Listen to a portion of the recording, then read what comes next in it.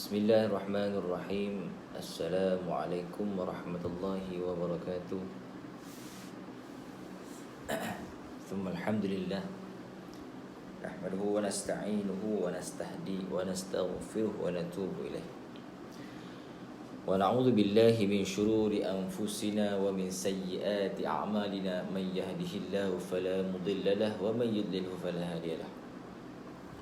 InsyaAllah sahabat-sahabat rahmati Allah Subhanahu wa taala sekalian. Seperti biasa, cuma di sekian kalinya, beberapa kali juga agak terlewat sedikit dengan daripada live kerana menghantar anak ke sekolah. Dan biasalah bila anak kecil ni ragam nilai macam sikit, luar biasa ragam ni. InsyaAllah mudah-mudahan sebab kita menghantar anak itu, Allah kurniakan kita satu kelebihan sebagai ibadah menghantar anak ke sekolah, insya-Allah tabarakallah. Okey, macam biasa pagi ni, insya-Allah kita akan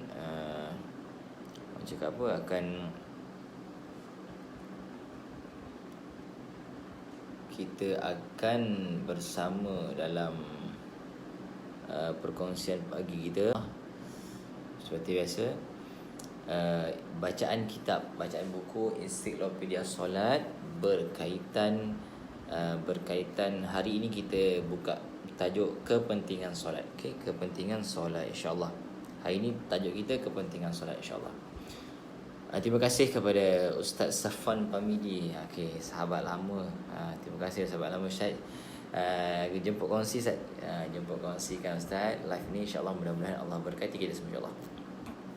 Okay, sebelum tu mari kita pagi-pagi kita mulakan dengan selawat ke atas junjungan Nabi Muhammad sallallahu alaihi wasallam. Lewat sedikit ni. Kita pagi. Okey.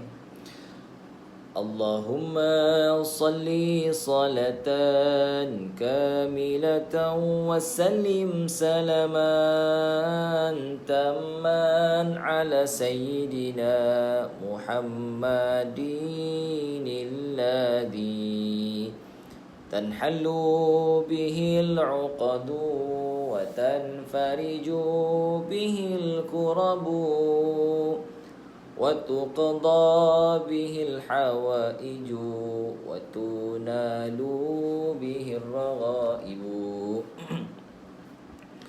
وحسن الخواتيم ويستسقى الغمام بوجهه الكريم وعلى آله وصحبه في كل لمحة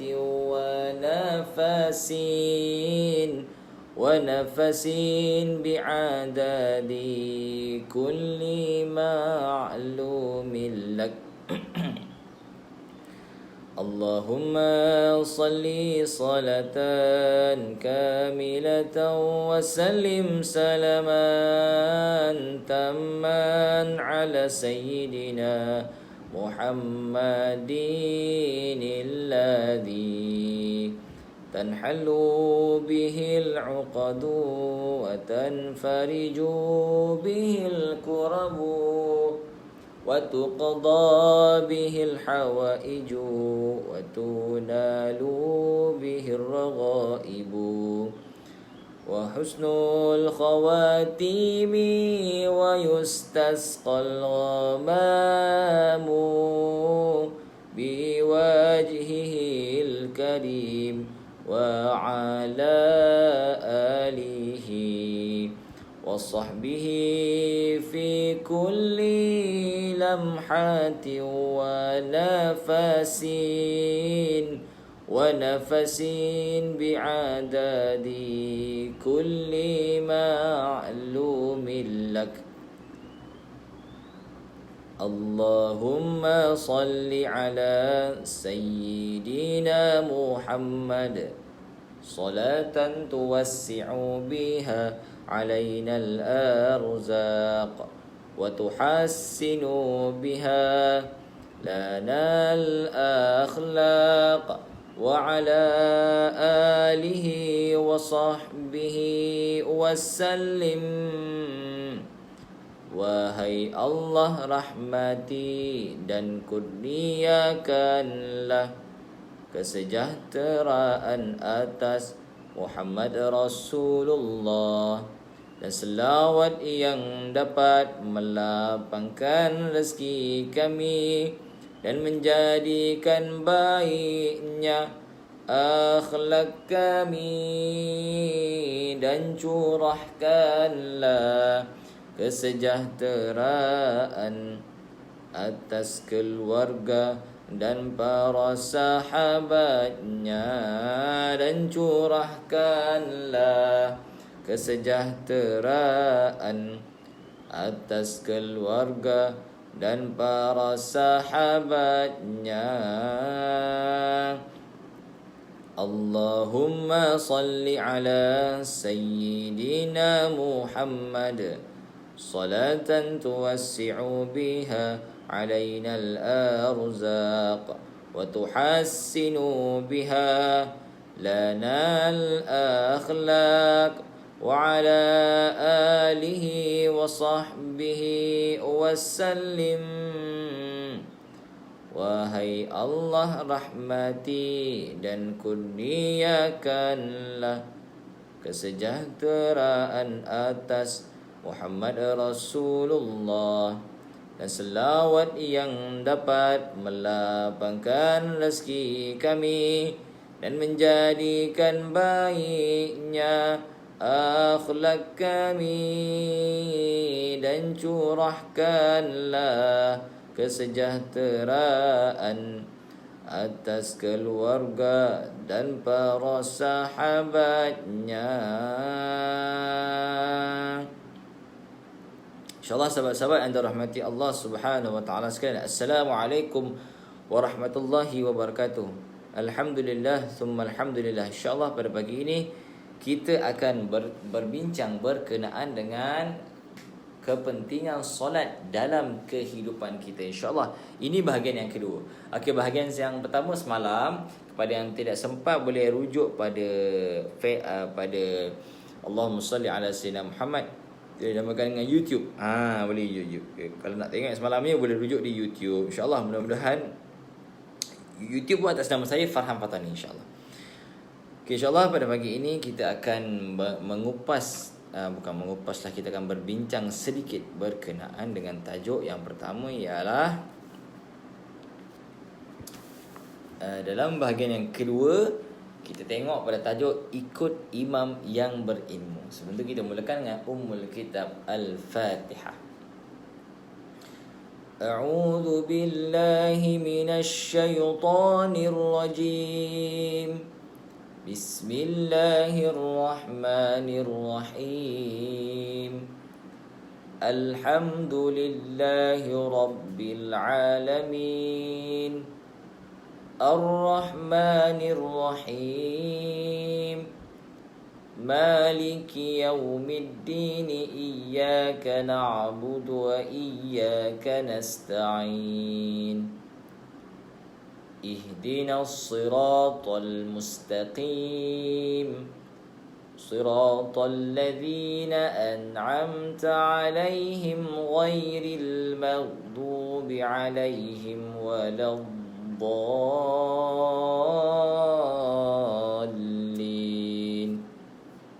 آمين.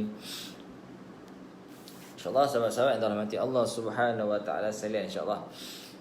Okay, tajuk yang pertama bagi bahagian yang kedua, iaitu apa dia? Ikut imam yang berilmu. Selain itu, ketika melaksanakan solat berjemaah, imam yang memimpin solat hendaklah dipilih daripada kalangan mereka yang berilmu. Mengikut Imam Muslim, Ahmad dan Abu Daud, Nabi SAW bersabda, Ya ummul qawma aqra'uhum li kitabillahi wa aqdamuhum qira'atan fa in kanu fil qira'ati sawa'an falyummahum aqdamuhum hijratan fa in kanu fil hijrati sawa'an falyummahum akbaruhum sinnan wa la ya'ummur rajulu fi baitihi wa la fi sultanihi wa la yujlasu ala takrimatihi illa bi'idnihi. Maksudnya hendaklah yang mengimami sesuatu kaum itu mereka yang lebih mahir membaca Al-Quran dan baik bacaannya. Jika kemampuan membaca mereka sama, hendak dipilih orang yang lebih dahulu berhijrah sebagai imam. Jika masih hijrah mereka sama, pilihlah yang paling tua di antara mereka sebagai imam. Jika seorang itu jadi imam kepada orang lain dekat rumahnya, dan jangan pula di tempat kekuasaannya, dan janganlah seorang itu duduk di tempat kehormatan orang lain kecuali dengan izinnya. Riwayat Abu Daud dan Sunan Abi Daud dalam kitab bab solat, siapa lebih berhak menjadi imam. Itu maksudnya. Pilih yang pertama orang berilmu, baik bacaannya, salat daripada antara mereka. Jika semuanya sama, pilihlah yang mula-mula berhijrah sebagai imam di situ. Jika sama juga, pilihlah mereka yang paling tua di antara mereka. Jangan seorang itu jadi imam kepada orang lain di rumahnya. Maksudnya jangan jadi imam di rumah orang lain. Jangan pula di tempat kekuasaannya, dan janganlah seorang itu duduk di tempat kehormatan. Jangan kita mengambil hak orang, senang cerita. Jangan kita mengambil hak orang, insya-Allah. Makmum yang berada di belakang imam juga perlu menguasai ilmu fiqh, terutamanya tentang solat dan taharah, kerana kadang-kadang imam terlupa sesuatu dalam solatnya. Makmum yang berada di belakang imam, ini pun penting juga. Janganlah orang yang duduk belakang imam tu orang yang tak tahu apa-apa. Okey, janganlah orang yang duduk belakang imam tu orang yang tak tahu apa-apa. Kena orang yang betul-betul mahir. Sebab dia bakal menggantikan imam. Contohnya kalau Bilal tu mestilah mahir. Biasanya duduk belakang imam sekarang ni zaman kita Bilal. Maknanya Bilal tu mestilah mahir seperti imam, insya-Allah. Justru untuk membantu imam, Islam mengarahkan agar makmum yang berdiri hampir dengan imam daripada kalangan orang yang berilmu. Contoh, belakang imam ada 4 orang. Empat orang ni kena standby. Empat orang belakang imam ni kena standby. Sebab apa? Kadang-kadang bila imam terlupa sesuatu perkara, antara 4 orang yang akan menegur imam tersebut. Okey. Mengikut Imam Muslim, Ahmad, Abu Daud dan At-Tirmizi, Nabi bersabda, hendaklah mereka yang pandai lagi sampai umur bersolat dengan aku. Kemudian maksudnya sampai umur, maksudnya orang yang boleh membezakan baik dan buruk, bersolat di belakang dengan aku. Kemudian mereka yang seumpama mereka. Kemudian mereka yang seumpama dengannya. Okey, insya-Allah. Dan ada nota kecil sikit ni berdasarkan daripada yang di atas tadi, pas berkenaan dengan hadis di atas, yang mana nota kecil yang pertama ialah jangan seseorang itu menjadi imam kepada orang lain dekat rumahnya, dan jangan pula di tempat kekuasaannya. Maksudnya ialah jangan seorang itu menjadi imam kepada orang lain di tempat kekuasaannya. Berarti apabila seseorang pergi ke tempat orang lain, dia tidak boleh menjadi imam kepada orang lain melainkan dengan keizinannya. Misalnya, apabila seseorang berkunjung ke rumah seorang sahabat, tuan rumah lebih elok, lebih layak menjadi imam melainkan jika tuan rumah mengizinkannya. Begitu juga dengan pemimpin suatu kaum atau kawasan, atau imam masjid atau surau. Itu yang pertama. Yang kedua, jangan seseorang itu duduk di tempat kehormatan orang lain.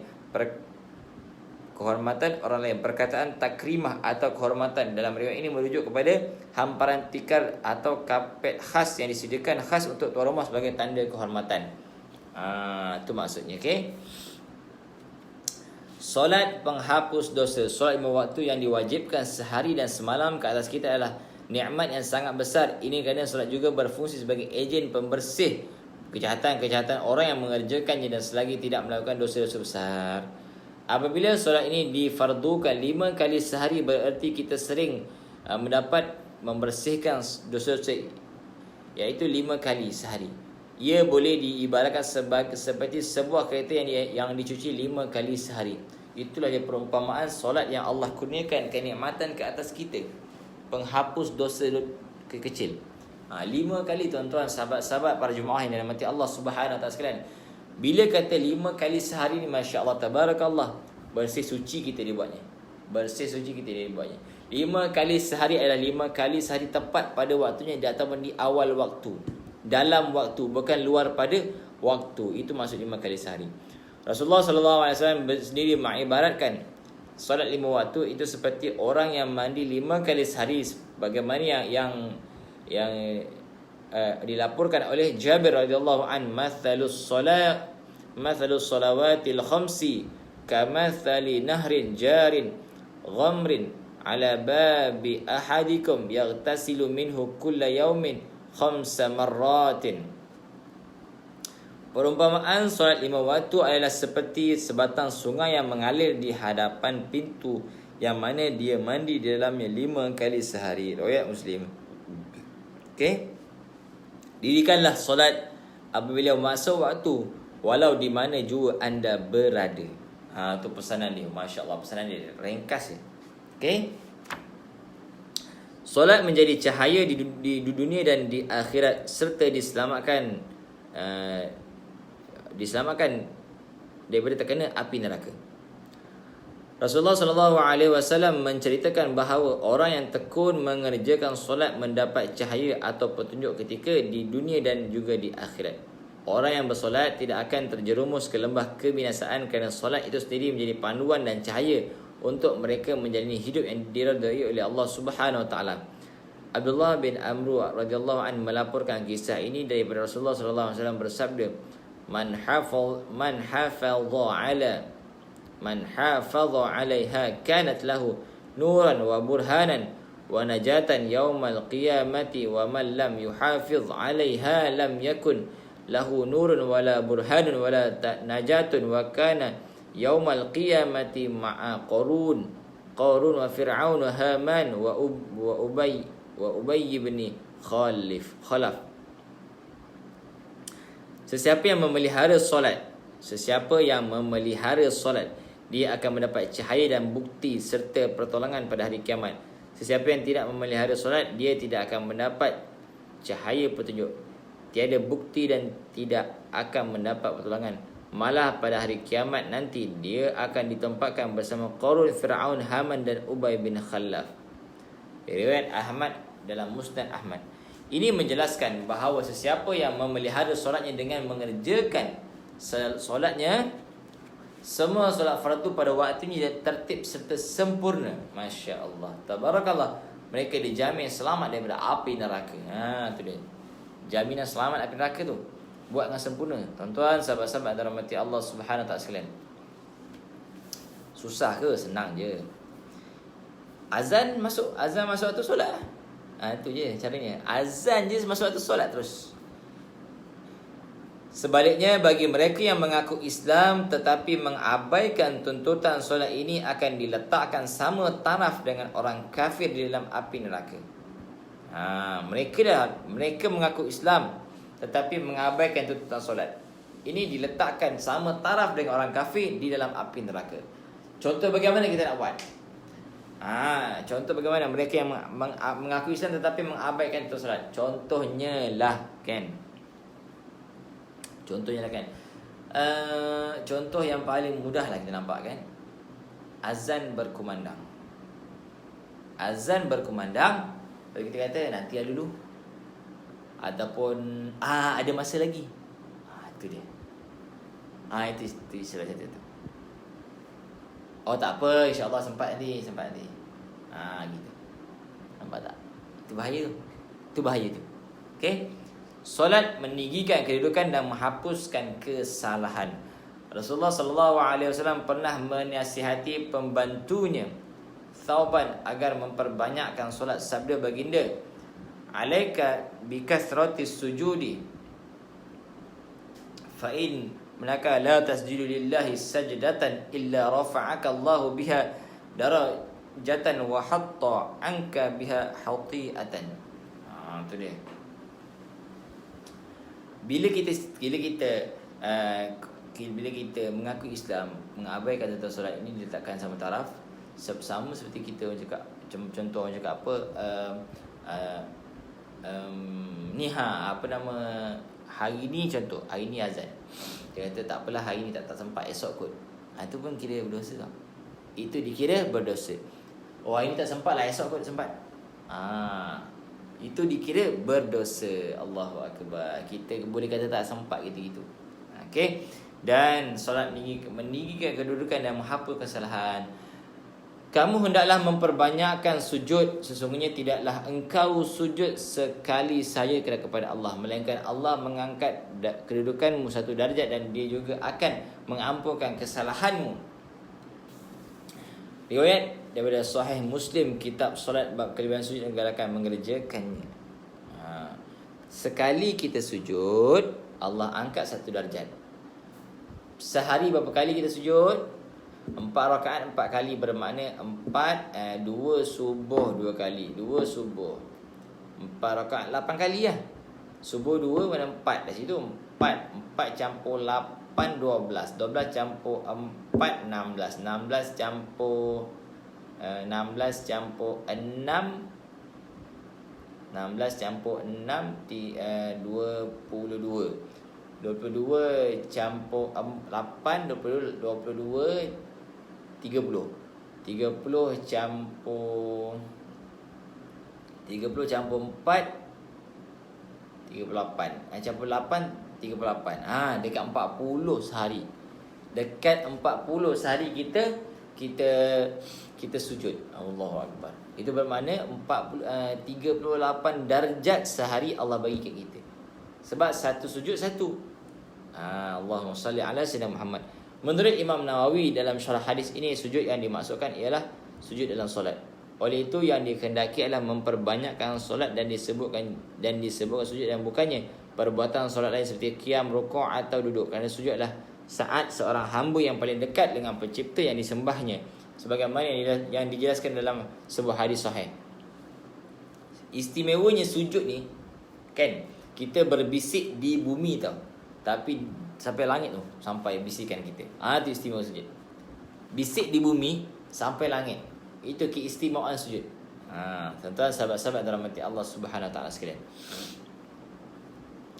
Hadis ini juga menjamin seseorang yang setia solat ditinggikan martabatnya di sisi Allah dengan diampunkan kesalahannya di mata manusia di dunia pula. Seorang di mata manusia di dunia pula, seorang yang taat beribadah dipandang mulia oleh masyarakat dan dihormati tanpa mengira dia pemimpin atau kuli.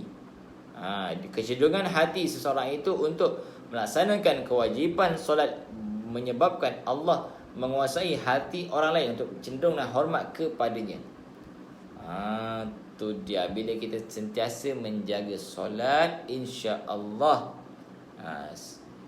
diri kita akan dijaga oleh Allah Subhanahu Wa Taala, insya-Allah. Tuan-tuan, sahabat-sahabat yang dirahmati Allah Subhanahu Wa Taala sekalian. Okey. Sekejap, ada macam ada problem.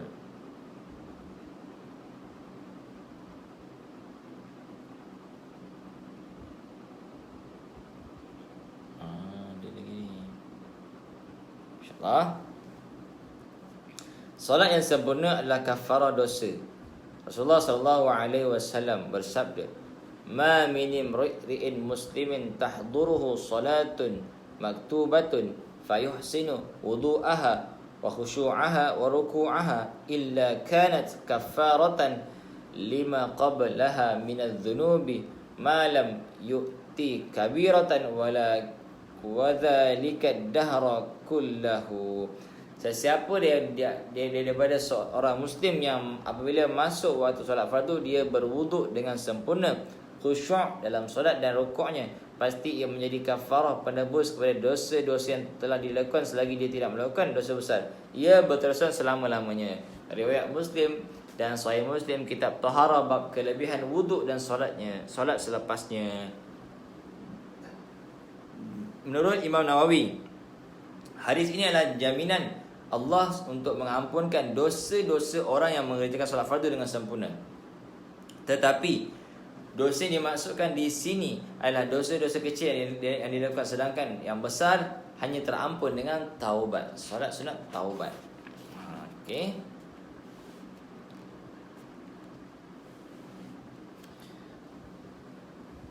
Okey, ini pula apa dah? Ganjaran orang yang pergi ke masjid untuk solat fardu sama dengan pahala orang menunaikan haji. sama pahala dengan orang menunaikan haji. Man kharaja min baitihi mutahhiran ila salatin maktubatin fa ajruhu ka ajri al-hajji muhrimin hajjil muhrim wa man kharaja ila tasbih ad-duha la yansibuhu illa iyyahu fa ajruhu ka ajri al-mu'tamir wa salatun ala athari salatin la laghwa bainahuma kitabun fi 'illiyyin. Sesiapa yang keluar dari rumahnya dalam keadaan suci untuk solat fardu, ganjaran pahala seperti orang yang menunaikan haji dalam keadaan berihram. Sesiapa yang keluar untuk solat duha tanpa letih melakukannya, pasti ganjarannya seperti pahala orang yang menunaikan umrah. Selepas solat sunat tanpa diselangi oleh perkara yang melalaikan adalah amalan yang baik ditulis dalam Illiyyin. Riwayat Abu Daud dalam Sunan Abi Daud, kitab solat bab tentang kelebihan berjalan untuk solat. Allahumma salli ala sayyidina Muhammad. Solat penawar stres dan tekanan perasaan. Solat lebih berkesan daripada aromaterapi dalam membantu menenangkan jiwa yang kusut dan stres. Hal ini disebabkan solat mengandungi zikir, dan zikir jika dilakukan dengan khusyuk mampu mendamaikan hati. Dalam surah Taha ayat Allah berfirman ayat 14, wa aqimis solata li dzikri, dan dirikanlah solat untuk berzikir kepadaku. Rasulullah sendiri mengakui hakikat zikir dapat mengobati jiwa yang resah dan benar-benar mendamaikan hati. Nabi SAW bersabda, "Qum ya Bilal fa arihna bis salati." Bangunlah wahai Bilal untuk azan, dan rehatkanlah kami dengan solat. Riwayat Abu Daud dalam Sunan Abi Daud, kitab adab bab solat malam. Justru di sisi Nabi SAW, solat diumpamakan seperti kekasih hati, dan dalam sebuah riwayat oleh Imam An-Nasai, Nabi SAW bersabda, dan dijadikan cahaya mataku pada solat. Didilah anak muda supaya cintakan masjid dan mendirikan solat berjamaah pada setiap waktu di masjid. InsyaAllah sahabat-sahabat, tuan-tuan, para hadirin jemaah yang dirahmati Allah Subhanahu wa taala sekalian, tunaikanlah solat di awal waktu dan carilah ilmu dalam menunaikan solat, insyaAllah. Mudah-mudahan perkongsian ringkas ini Allah berikan kita rahmat dan berkat agar hidup kita lebih harmoni disebabkan kita belajar sesuatu tentang ilmu. Okay, insyaAllah sahabat-sahabat dirahmati Allah Subhanahu wa taala sekalian, dah lama tak beriklan, hari ini ingat nak beriklan sedikit lah berkaitan produk-produk yang tersenarai pada posting saya setiap hari. Iaitu yang pertama ialah berkaitan minyak wangi. Okay, minyak wangi yang mana? Minyak wangi yang disediakan oleh sahabat saya sendiri, iaitu UBF Inspiration, Ustaz Bakhtiar punya kawan-kawan saya juga, iaitu EDP Vaporizer Spray. Ini minyak wangi. Okay, kita nak iklan sedikit kerana setiap pembelian minyak wangi, apa sahaja produk yang saya jual, adalah sebab setiap pembelian itu akan menyumbang kepada tabung-tabung kebajikan yang tersenarai di bawah sana. Setiap pembelian akan menyumbang untuk tabung kebajikan, yang mana tabung ini akan saya buat program jejak asnaf sama ada seminggu sekali ataupun sebulan sekali, bergantung kepada peruntukan yang ada. Kalau peruntukan itu banyak, kita akan buat seminggu 2 kali. Kalau peruntukan itu banyak, kita akan buat seminggu 2 kali. Okey, dengan itu ni, dan ini adalah minyak wangi. Apa yang specialnya minyak wangi sini ialah ada sesuatu keajaiban dalam kehidupan yang boleh mengubah emosi dan mengembirakan hati sanubari agar lebih dicintai. Inilah inspirasi, haruman yang mengilhamkan kebahagiaan. Itu minyak wangi. Okey, haruman yang mengilhamkan kebahagiaan. Bila wangi, semua orang suka, tuan-tuan, sahabat-sahabat yang dirahmati Allah Subhanahu wa taala sekalian, insya-Allah. Dan pula dalam tu kata saya ada macam apa, set daun bidara, macam ni lah kan ni dia. Set daun bidara koperasi. Set daun bidara koperasi yang mana boleh digunakan untuk sabun mandi, untuk wangian bilik pun ada, lotion untuk kecantikan muka, semuanya ada di situ, insya-Allah. Dia ada 4 pieces dalam satu set. Okey. Dan yang ketiga, jualan yang ketiga ialah madu tualang Al-Azhar. Alhamdulillah, madu tualang sambutan ni luar biasa di musim PKP ni, alhamdulillah. Dan stok sangat-sangat terhad. Kepada yang sangat berminat, boleh terus tekan link di bawah dan hantar WhatsApp kepada saya. Di bawah tu ada semua dia.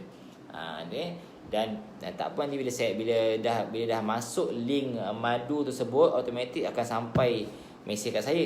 InsyaAllah saya akan terus PM untuk urusan lanjut. Okay, madu tersebut adalah madu Tuan Al-Azhar original punya. Memang ori, tak ada campuran apa-apa. Yang mana di bawah perusahaan sahabat saya sendiri. Mudah-mudahan dengan pembelian tuan-tuan sahabat-sahabat dirahmati Allah Subhanahu Wa Taala sekalian, akan menceriakan lagi para penerima bantuan. Menceriakan lagi para penerima bantuan. InsyaAllah, mudah-mudahan Allah berkati kita semua. Allah merahmati kita semua. Assalamualaikum. Jom kita selawat sama-sama.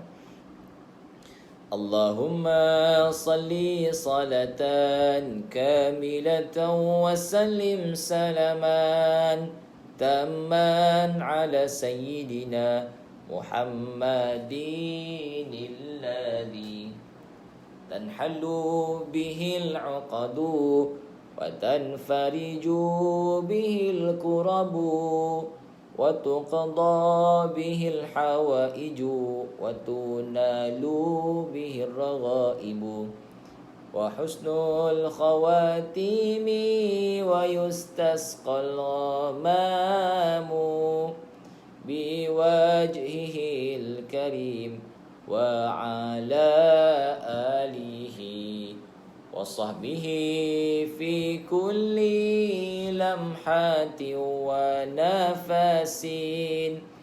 nafasin bi'adadi kulli ma'lumin lak. Allahumma salli ala sayyidina Muhammad.